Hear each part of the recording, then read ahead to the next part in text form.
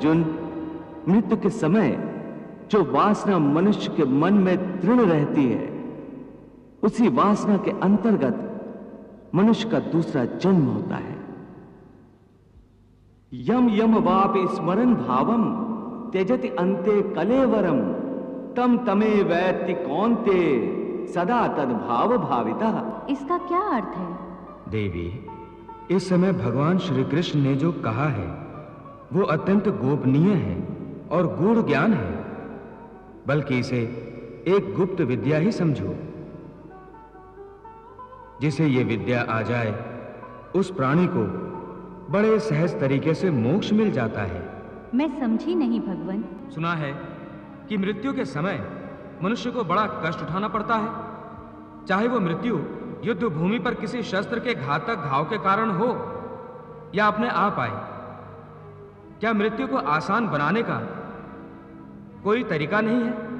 हे अर्जुन, प्रश्न मृत्यु को आसान बनाने का नहीं है, बल्कि जीवन मृत्यु के चक्र से निकलकर मोक्ष प्राप्त करने का है। यदि मनुष्य मृत्यु के समय यह विधि अपनाए जो मैं तुम्हें बता रहा हूं, तो उसे तुरंत मोक्ष प्राप्त होगा और वो सीधा मेरे धाम को पहुंचेगा। वो गोपनीय विधि क्या है माधव? हे अर्जुन, मानव शरीर बड़ी मुश्किल से मिलता है, इसे यूं ही गंवाना नहीं चाहिए। देवता भी मानव शरीर की आकांक्षा करते हैं, परंतु मनुष्य की विडंबना यही है कि वो इस शरीर को अर्थात मोक्ष के अवसर को गंवाता रहता है। सारी आयु भोग विलासों में बिताता है, यहां तक कि जब शरीर छूटने का समय आता है तब भी वासना उसका पीछा नहीं छोड़ती।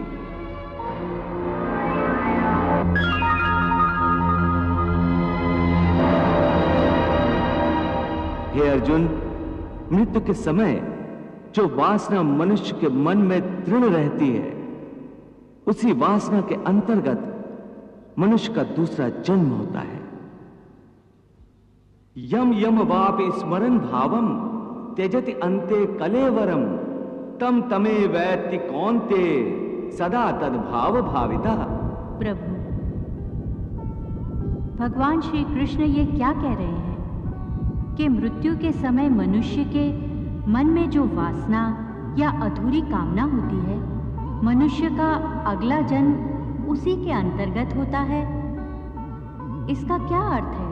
देवी, इस समय भगवान श्री कृष्ण ने जो कहा है वो अत्यंत गोपनीय है और गूढ़ ज्ञान है, बल्कि इसे एक गुप्त विद्या ही समझो।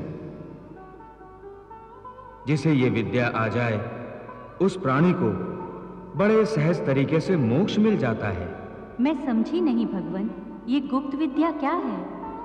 देवी, ये गुप्त विद्या मरने की विद्या है।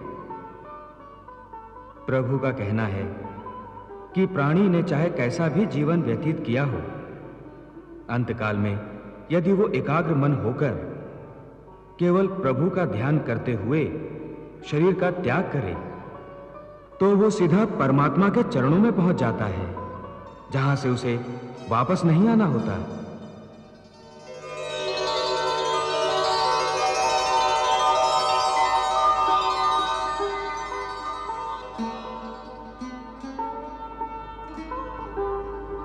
अंतमता सोई गता, अर्थात मृत्यु का क्षण बड़े महत्व का क्षण होता है।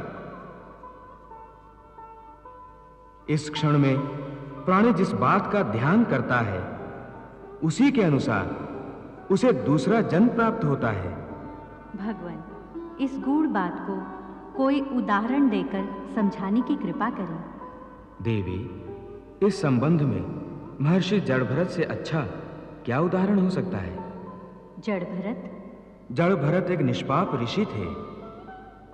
वो मुक्ति के द्वार तक पहुंच चुके थे।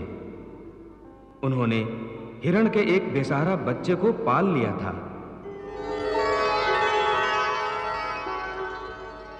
उस बच्चे से उनका मन इतना लग गया था कि हर समय उन्हें हिरण के बच्चे की ही चिंता लगी रहती थी।